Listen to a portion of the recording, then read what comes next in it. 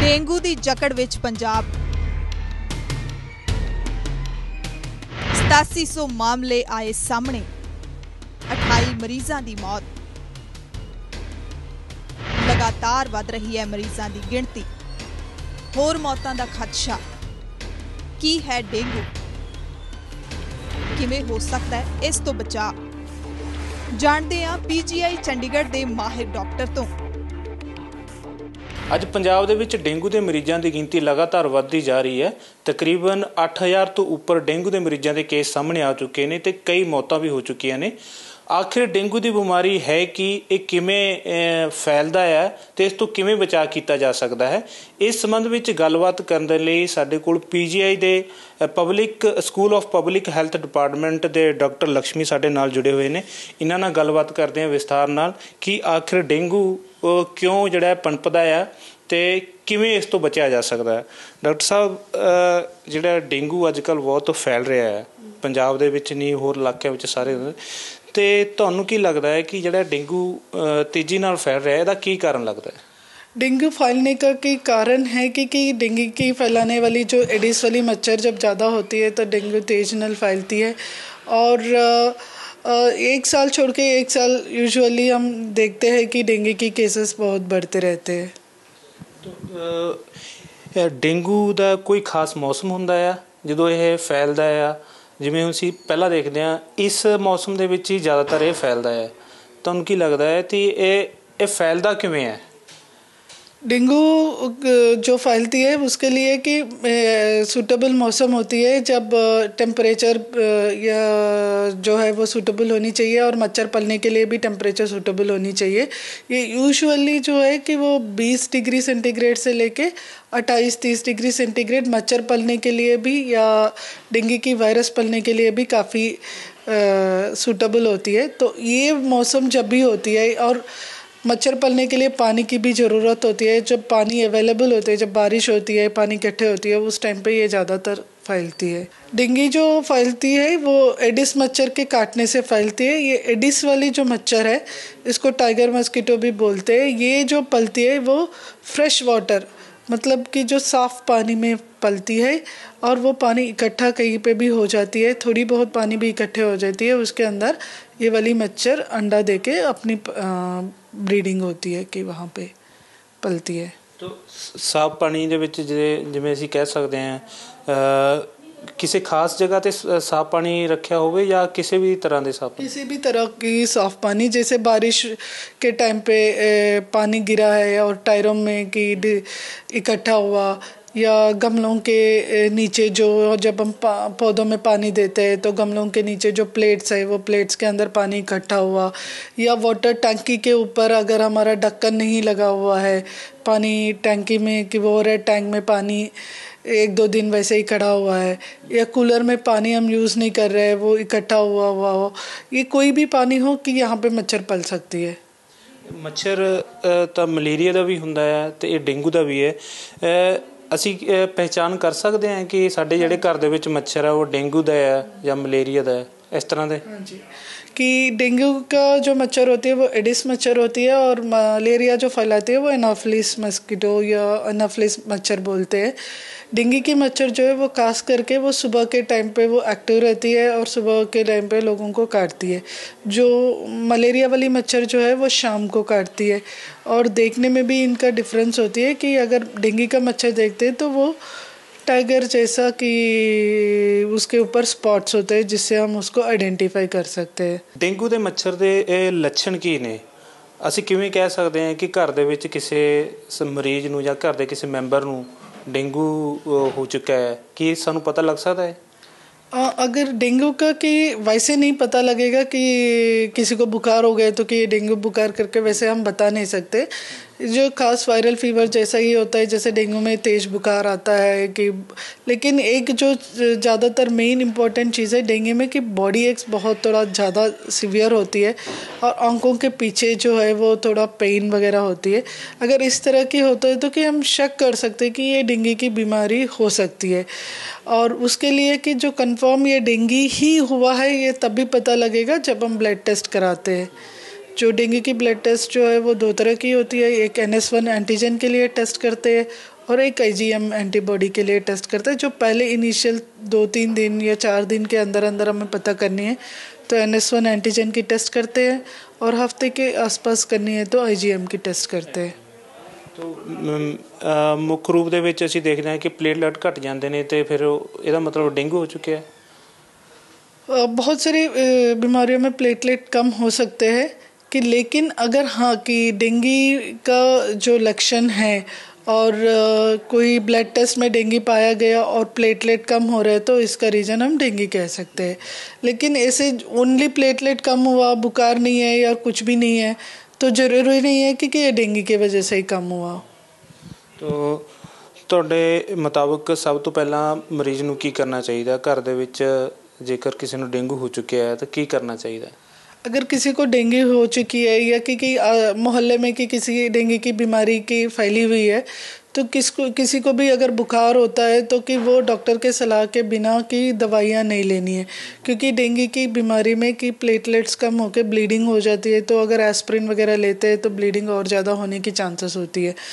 तो इसलिए कि जब भी डेंगू की बीमारी होती है तो खास करके कि डॉक्टर की पास जानी है, डॉक्टर की सलाह लेनी है, उनके सलाह से ही हमें कि मेडिसिन वगैरह लेनी है डेंगू के लिए या नॉर्मल फीवर के लिए या जो भी है बुखार के लिए। और जो डेंगू के जो सीरियस लक्षण होती है, जैसे कि उसके कॉम्प्लिकेशन जो होती है, जो खतरा होती है, वो बुखार जब कम होती है कि 4 या 5वें दिन में जब बुखार कम हो रही होती है उस टाइम पे की लक्षण होती है, खतरे की निशानी होती है।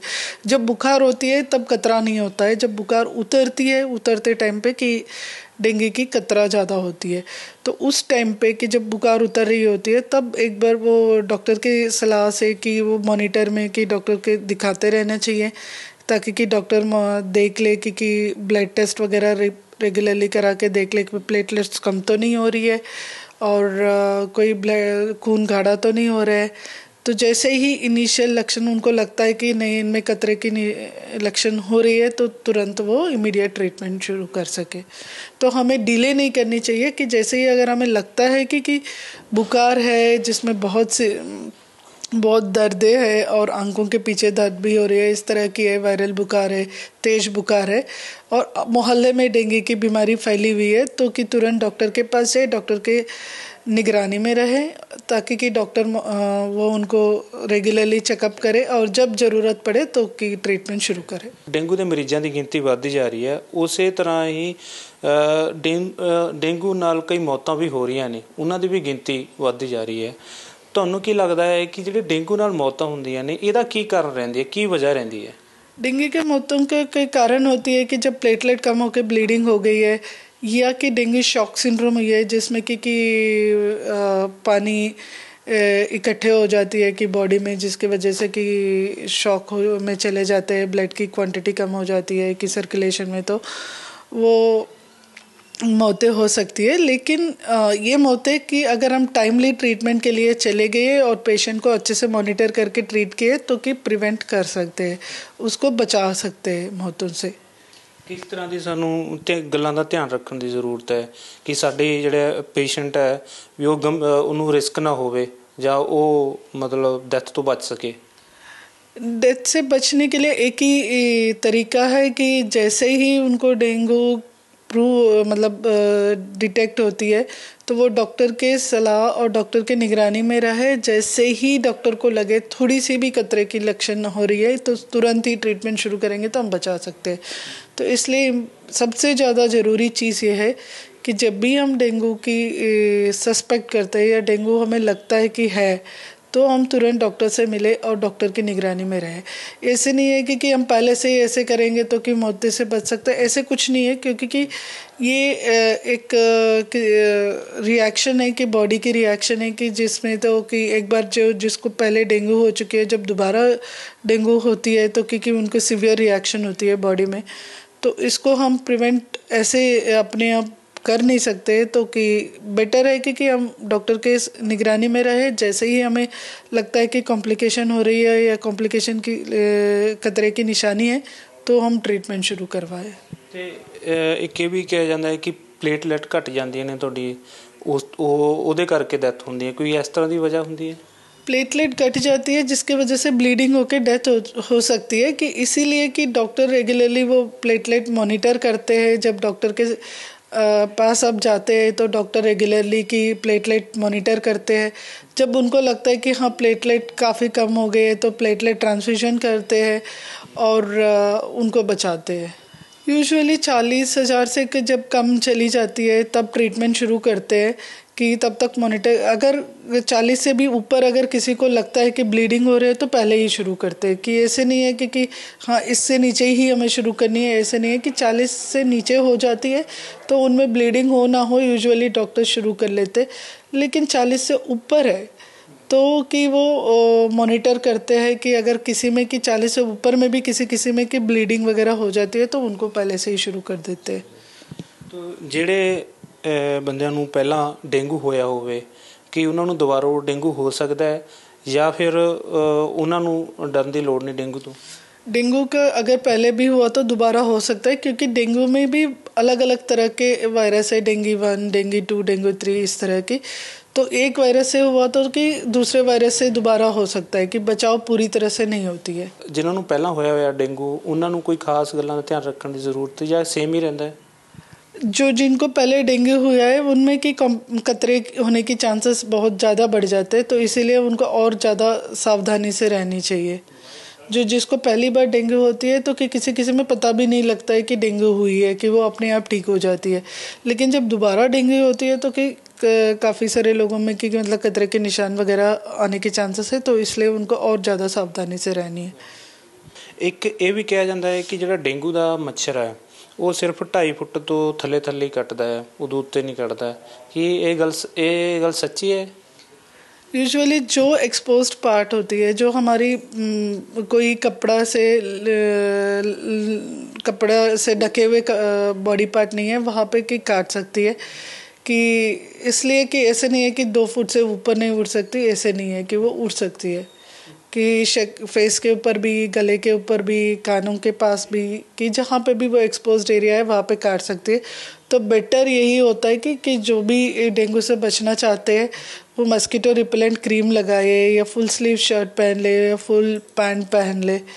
और अगर फुल पैंट या फुल स्लीव शर्ट ना पहने तो क्योंकि जैसे ओडोमस वगैरह के मस्कीटो रिपेलेंट क्रीम्स आ रहे हैं या आजकल पैचेस आ रहे हैं, वो लगाए। ਤੇ ਬੱਚਿਆਂ ਨੂੰ ਵੀ ਕੋਈ ਖਾਸ ਗੱਲਾਂ ਦੀ ਧਿਆਨ ਰੱਖਣ ਦੀ ਜ਼ਰੂਰਤ ਪੈਂਦੀ ਹੈ ਜਾਂ ਬਜ਼ੁਰਗਾਂ ਨੂੰ ਡੇਂਗੂ ਦੇ ਸੰਬੰਧ ਵਿੱਚ? बच्चों में, बड़ों में, सब में हो सकता है, तो इसलिए सबको कि बचाव करना ज़रूरी है। कि स्पेशली कि जो बुजुर्ग हैं उनमें कि बीमारी के साथ लड़ने की शक्ति कम होती है, तो उनको खास करके और ज़्यादा हमें कि ध्यान देनी है, या सबसे छोटे बच्चों में उनमें।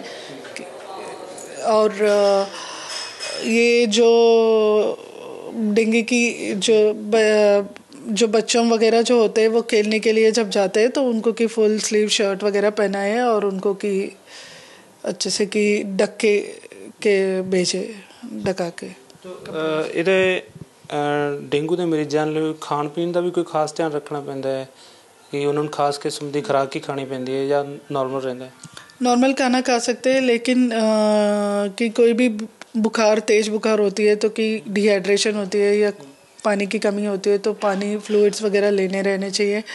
और फ्रेश फ्रूट्स वगैरह की लेते हैं, कि जैसे सिट्रस फ्रूट्स वगैरह जो है कि विटामिन C वगैरह लेते हैं तो कि इम्यूनिटी थोड़ी बढ़िया होती है, तो जिससे हमें कि कोई भी बीमारी से लड़ने की शक्ति इम्प्रूव होती है, ताकत होती है, मिलती है। तो PGI ਦੇ ਵਿੱਚ PGI ਵੱਲੋਂ ਡੇਂਗੂ ਦੇ ਮਰੀਜ਼ਾਂ ਲਈ ਜਾਂ ਸਰਕਾਰ ਵੱਲੋਂ ਕੀ ਕੀਤਾ ਜਾ ਰਿਹਾ ਇਸ ਸੰਬੰਧ ਵਿੱਚ? PGI में जो है वो टेस्टिंग होती है डेंगू की। जो भी अगर लगता है कि उनको डेंगू है कि वो दिखा सकते हैं और उनकी टेस्ट वगैरह करा सकते हैं OPD के थ्रू। और जिसको कि डॉक्टर को लगता है कि उनको कि एडमिशन की ज़रूरत है वो एडमिट भी कर लेते हैं, और यहाँ पे कि सारे ट्रीटमेंट जो चाहिए वो सब देते हैं, कि प्लेटलेट ट्रांसफ्यूजन हो या फ्लूइड रिप्लेसमेंट देनी हो, उनकी मॉनिटर करनी हो, सब ट्रीटमेंट होती है। ਤੁਸੀਂ ਕੀ ਸਲਾਹ ਦੇਣਾ ਚਾਹੁੰਦੇ ਹੋ ਲੋਕਾਂ ਨੂੰ, ਕਿਉਂਕਿ ਅੱਜ ਕੱਲ੍ਹ ਬਹੁਤ ਡੇਂਗੂ ਵੱਧ ਰਿਹਾ ਹੈ ਤੇ PGI ਦੇ ਵਿੱਚ ਤੁਸੀਂ ਸੀਨੀਅਰ ਦੇ ਤੌਰ ਤੇ ਹੋ ਤੇ ਇਸ ਨੂੰ ਡੀਲ ਕਰ ਰਹੇ ਹੋ, ਕੀ ਕਹਿਣਾ ਚਾਹੁੰਦੇ ਹੋ ਤੁਸੀਂ? मैं यही कहना चाहती हूँ कि लोगों को जिसको भी बुखार होती है तो वो तुरंत क्योंकि अभी डेंगू का मौसम चल रहा है, केसेस है, तो वो डॉक्टर के पास जाइए, दिखाइए, क्योंकि अगर उनको कि एक बार चेक करा लीजिए, उनके सलाह से दवाई ले लीजिए। और दूसरा कि लोगों को कि मच्छर से बचाव करनी चाहिए, अपने की फुल कपड़े पहननी चाहिए, फुल बाजू वाली, और वो सब अगर वो नहीं पहन रहे तो कि कम से कम मस्कीटो रिपेलेंट क्रीम जो भी मिलती है, मच्छर भगाने वाली क्रीम, वो लगानी चाहिए। और घर में भी कि अगर हो सके तो कि स्प्रे वगैरह कर ले, कि मच्छर मारने वाली स्प्रे होती है या जो लिक्विड्स होती है मच्छर भगाने वाली, वो सब ऑन करके रख ले ताकि कि मच्छर घर के अंदर ना हो।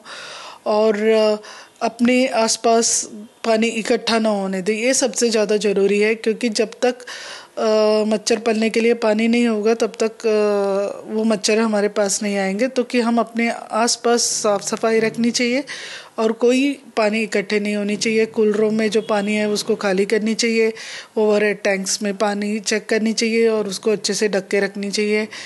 और अड़ोस पड़ोस में भी कूड़ा वगैरह नहीं फेंकनी चाहिए जिसमें कि पानी इकट्ठे होने की चांसेस हो और मच्छर पलने की चांसेस हो। तो ਇਹ ਸੀ ਆਪਣੇ ਡਾਕਟਰ ਲక్ష్ਮੀ ਜਿਨ੍ਹਾਂ ਨੇ ਕਿਹਾ ਹੈ ਕਿ ਡੇਂਗੂ ਬੇਸ਼ੱਕ ਬਿਮਾਰੀ ਹੈ, ਪਰ ਇਸ ਨੂੰ ਜੇਕਰ ਧਿਆਨ ਨਾਲ ਇਲਾਜ ਕੀਤਾ ਜਾਵੇ ਮਰੀਜ਼ ਨਾਲ ਤਾਂ ਇਸ ਦਾ ਜਿਹੜਾ ਕੰਟਰੋਲ ਕੀਤਾ ਜਾ ਸਕਦਾ ਹੈ ਤੇ ਜਿਹੜੀ ਡੈਥ ਹੋ ਰਹੀ ਹੈ ਨੇ ਉਹਨੂੰ ਵੀ ਰੋਕਿਆ ਜਾ ਸਕਦਾ ਹੈ, ਕਿਉਂਕਿ ਇਸ ਦਾ ਇਲਾਜ ਪ੍ਰੋਪਰ ਸਰਕਾਰ ਵੱਲੋਂ ਕੀਤਾ ਜਾਂਦਾ ਹੈ। ਪਰ ਇਹਦੇ ਲਈ ਜ਼ਰੂਰੀ ਹੈ ਕੁਝ ਗੱਲਾਂ ਦਾ ਧਿਆਨ ਰੱਖਣਾ ਜਿਹੜੀ ਕਿ ਉਹਨਾਂ ਨੇ ਇਸ ਇੰਟਰਵਿਊ ਦੇ ਵਿੱਚ ਦੱਸੀ ਹੈ। ਕੈਮਰਾਮੈਨ ਅਮਿਤ ਨਾਲ ਸੁਖਵਿੰਦਰ ਸਿੰਘ ABP ਸਾਂਝਾ, ਚੰਡੀਗੜ੍ਹ।